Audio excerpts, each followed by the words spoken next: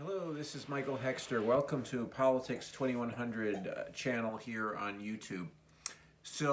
I'm calling this episode Ruled by a Media-Political Elite Cartel? Perspective from Britain reveals U.S. commonalities. So I watched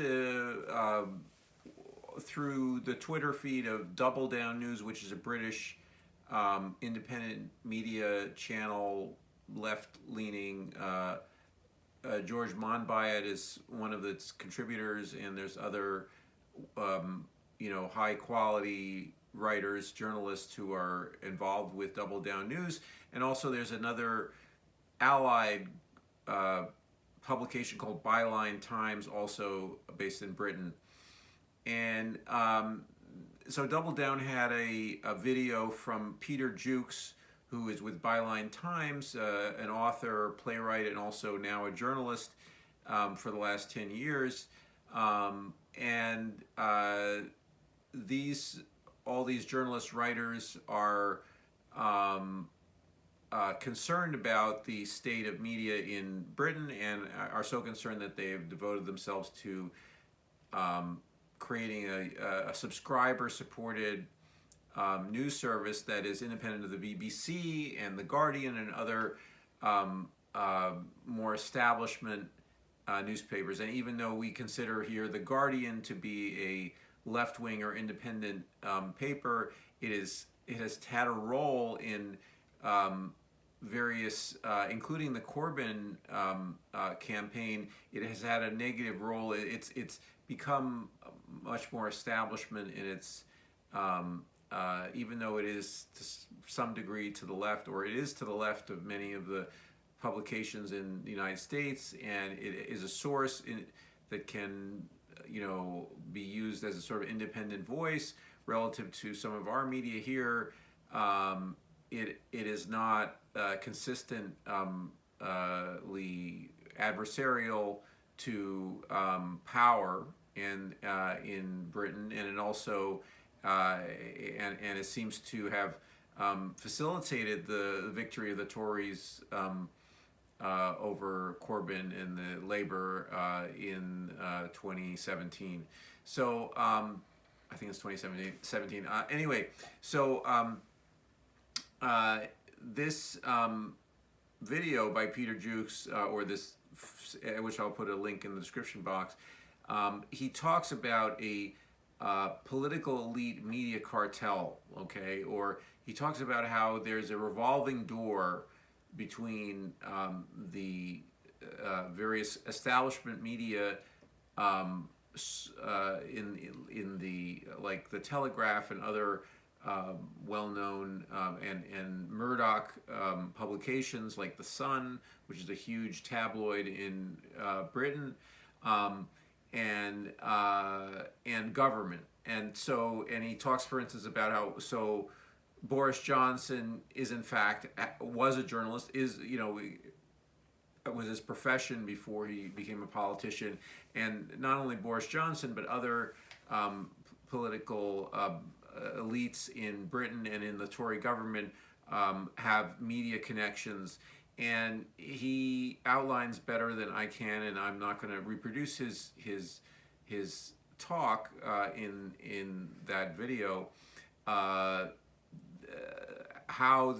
these connections are made. And this is something that rings a bell for me, though there are different structures in Britain. There's a different relationship between, in terms of ownership, actually, in Britain. It's not there's no great differences in some ways, but it is a different media culture, and also the role of the public broadcaster, the BBC, is much larger than it is here in the United States. But overall, they have seen, analogous to here in the United States, they've seen the need for this subscriber-supported, independent, and mostly left-wing or progressive media to grow. And it's it's stark, even though they're, I don't know if they know of each other's, existence or not, but between, for instance, you see the Young Turks and Majority Report and some other basically YouTube-based media here, and then also supported by subscribers, and then also Double Down and Byline Times in Britain. And so, but anyway, Jukes in this video talks about how there's basically there's a melding of the power of the media and the media organizations are and political power are not don't have an adversarial role as they should in terms of the media representing the interests of its readers and of the public more generally in terms of holding power to account. Rather, instead they are basically part of the state and part of government, and that's particularly the case because in Britain, rather than here, in that the Tories have had continuously been in power for a very long time, since Gordon Brown, and so I think it's something like 18 years or something like that in Downing Street, having the prime minister's the premiership. Okay, and so anyway, so but still, despite the differences in the political systems and in the differences in the media ownership structures and so forth and so on, there is also this commonality of media and political elites basically occupying almost the same role, or being both part of the exertion of political power and also protecting the interests of large corporations and also the wealthy and focusing or their own interests. In other words, so that these media figures are not serving the public or these reporters, basically media figures. They should be reporters. They should be journalists. And what is passed off as journalism is in fact propaganda, or or even not just propaganda, but also even the exertion of power to shape politics by media figures, and by media owners. Okay, and now this is not, when you think about overall, when you think about what most media channels are, is that they are private companies and they have financial interests, and many of them are also, it's kind of a money-losing thing sometimes to own a media channel. It's hard to make money just by selling, or by selling advertising, essentially. And also, when you sell advertising, you're also then beholden to advertisers, so not to offend them, okay, and therefore your media coverage of their businesses will be muted, if not entirely edited out. So, and as we see in the United States, and also, that media properties become sort of sidelines. So for instance, Jeff Bezos owning the Washington Post become sidelines of people who earn their money elsewhere, who are capitalists, or billionaires, basically oligarchs, as Jukes says. And I think that both the oligarchs, he uses oligarchs in a little bit of a different context, in that in Britain, ownership of media channels is not limited to subjects or to citizens of the UK, but anybody could own a TV station. In the United States, you have to be a U.S. citizen to own TV stations. So this causes a little bit of a difference in terms of a domestic versus foreign ownership of media properties here in the United States. Now, Rupert Murdoch got U.S. citizenship in order to own TV stations in the United States, and but otherwise he seems to really have no loyalty to any country. He's he seems to basically be a free-floating billionaire oligarch who tries to manipulate and exert power in in Australia, in the United States, Northern America, and also in Europe and in the UK. So, but anyway, so the ownership media is expensive to run a media organization, and you're not guaranteed of a profit, or even even a slim profit. So it becomes a vanity project often for oligarchs, for people who have virtually unlimited money or a lot of money, and who are can handle losses that occur because you have interests, business interests, you being the billionaire, which are or multimillionaires banded together. You have interests that that are with regard to politics, with regard to taxation, with regard to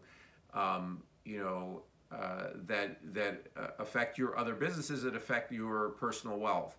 And so the ownership of media becomes then a very valuable, it can be prestigious, it gains you power in and of itself.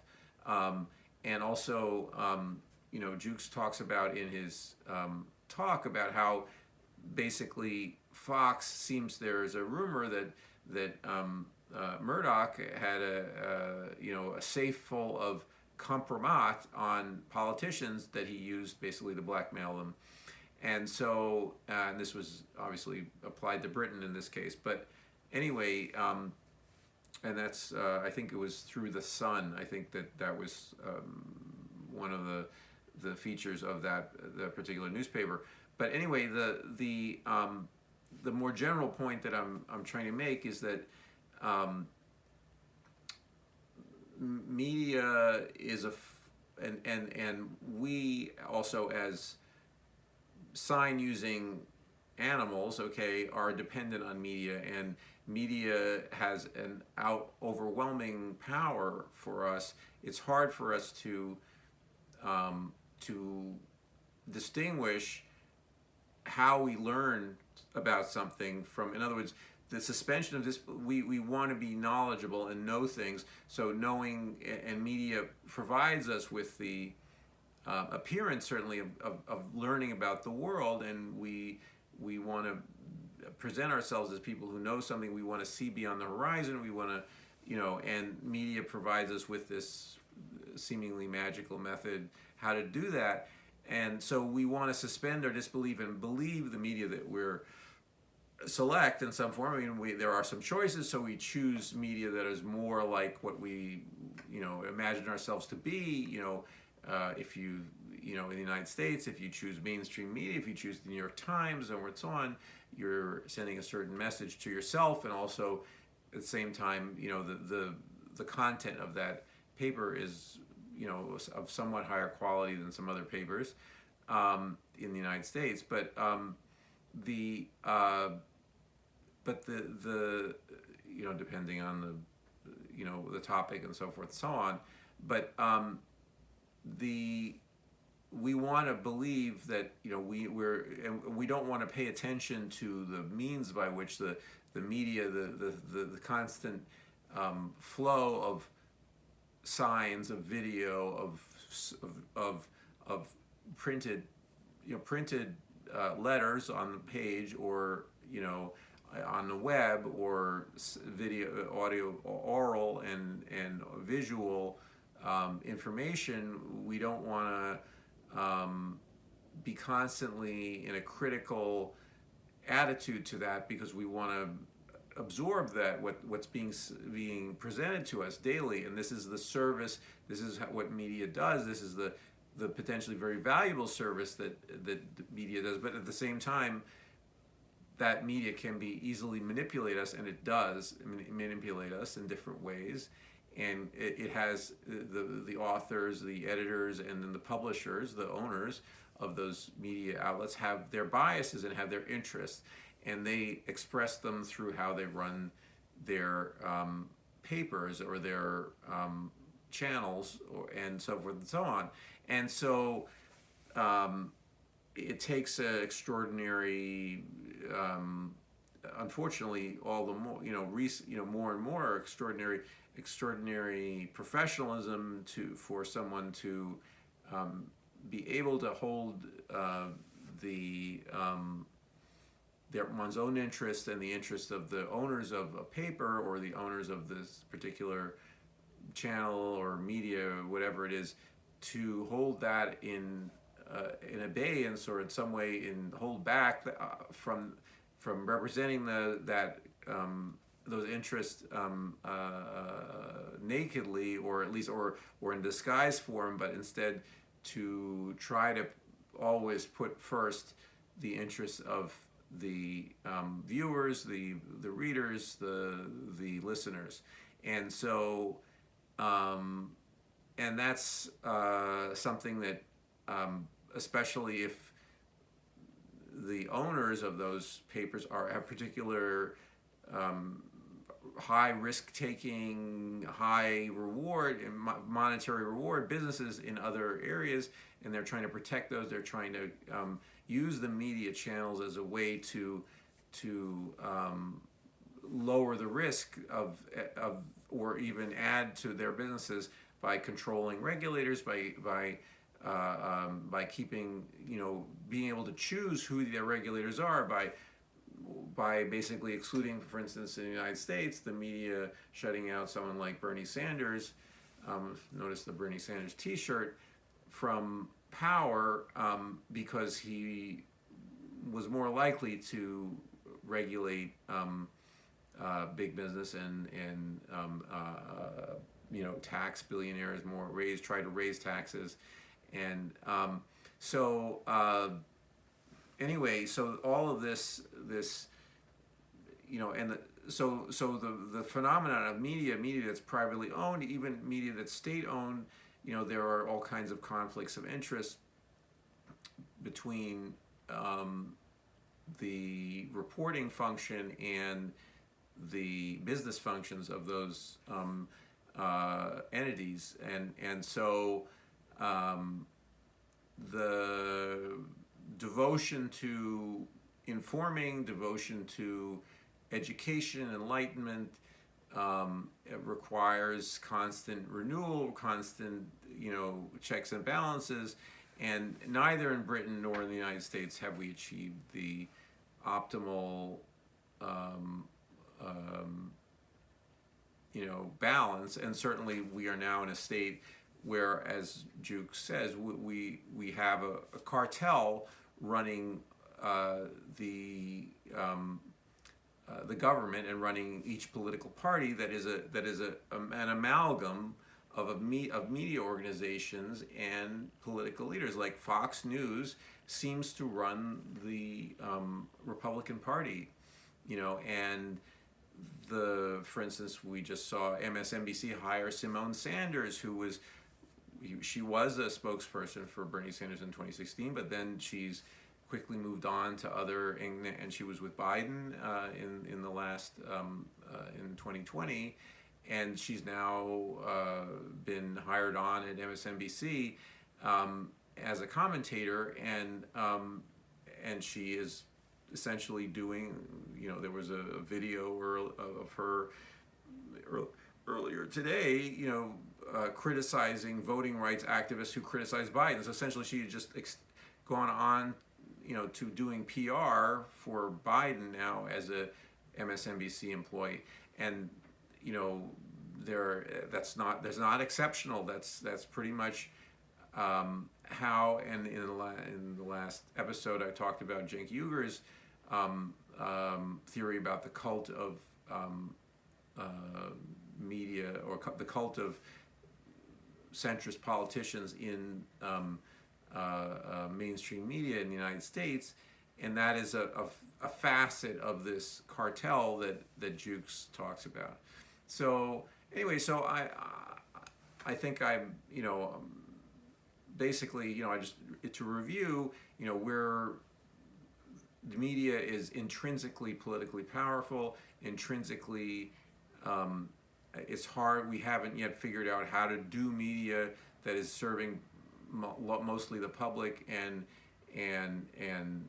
it looks like a subscription model where the subscribers, really support the news gathering function is the optimal way to do that, or is a better way to do it than the system that we have, mostly in the United States and in Britain.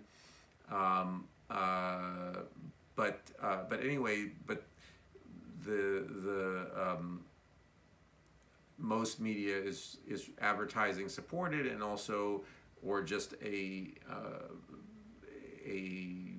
loss leader for billionaires and other business cartels, business conglomerates, to then use it as a political battering ram or nerve center to shape politics in a certain way.